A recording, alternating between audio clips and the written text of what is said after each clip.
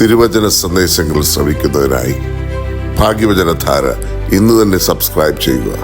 ദൈവം നിങ്ങളെ അനുഗ്രഹിക്കട്ടെ.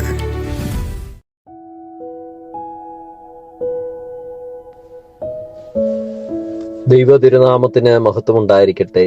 ഭാഗ്യവചനധാരയിലേക്ക് എല്ലാവർക്കും സ്വാഗതം. യഹോവയെയും അവന്റെ ബലത്തെയും തിരയുവീൻ, അവന്റെ മുഖത്തെ ഇടപെടാതെ അന്വേഷിപ്പീൻ. സങ്കീർത്തനങ്ങൾ 105:4. ഈ വചനത്തിന്റെ ആഴം നമ്മുടെ ആത്മീയ ജീവിതത്തിന്റെ ഹൃദയമാണ്. ദൈവത്തെ ഒരിക്കൽ മാത്രം അന്വേഷിക്കേണ്ടതല്ല, മറിച്ച് ഇടവിടാതെ അന്വേഷിക്കേണ്ടതാണ് എന്നതാണ് ഇതിന്റെ ഇതിവൃത്തം. 105 സങ്കീർത്തനം ഒരു സ്തുതിഗീതവും ഓർമ്മപ്പെടുത്തലുമാണ്. ഇത് ദൈവം ഇസ്രായേൽ ജനത്തോട് നടത്തിയ അത്ഭുത പ്രവർത്തനങ്ങൾ ഓർക്കുന്ന ഒരു സങ്കീർത്തനമാണ്.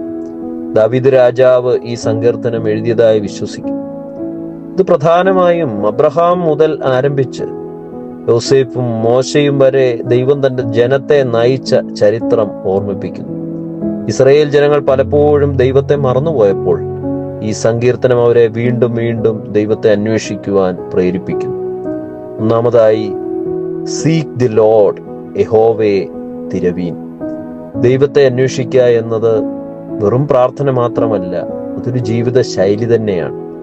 രമ്യ പ്രവചനം 29:13 പറയുന്നു, നിങ്ങൾ പൂർണ്ണ ഹൃദയത്തോടെ എന്നെ അന്വേഷിക്കുമ്പോൾ എന്നെ കണ്ടെത്തും. സഭാപിതാവ് സെന്റ് അഗസ്റ്റിൻ പറയുന്നു, you have made us for yourself, O Lord, and our heart is restless until it rests in you. മനുഷ്യനെ നിനക്കായി അവിടുന്ന് സൃഷ്ടിച്ചു, നിനക്കുള്ളിൽ വിശ്രമിക്കുന്നതുവരെ ഞങ്ങളുടെ ഹൃദയം അസ്വസ്ഥമാകും. രണ്ടാമതായി, അവന്റെ ബലം തിരവീൻ, സീക്ക് ഹിസ് സ്ട്രെങ്ത്. മനുഷ്യബലം പരിമിതമാണ്, എന്നാൽ ദൈവബലം അനന്തമാണ്.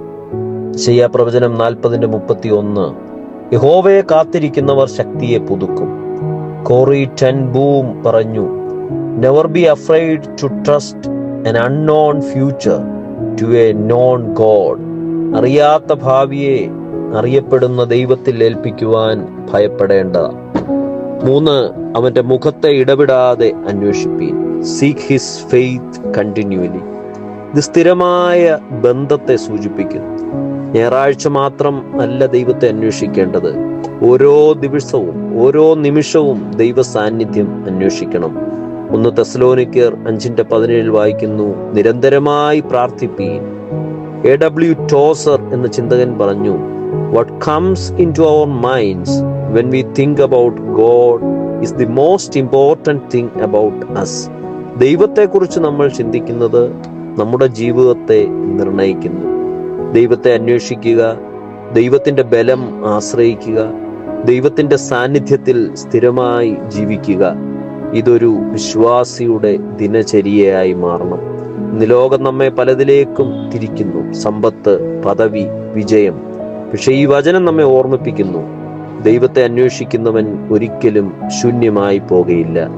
മത്തായിയുടെ സുവിശേഷം 6:33, ആദ്യം അവന്റെ രാജ്യവും നീതിയും അന്വേഷിപ്പീൻ, അപ്പോൾ മറ്റെല്ലാം നിങ്ങൾക്ക് ലഭിക്കും. ദൈവം നിങ്ങളെ അനുഗ്രഹിക്കട്ടെ.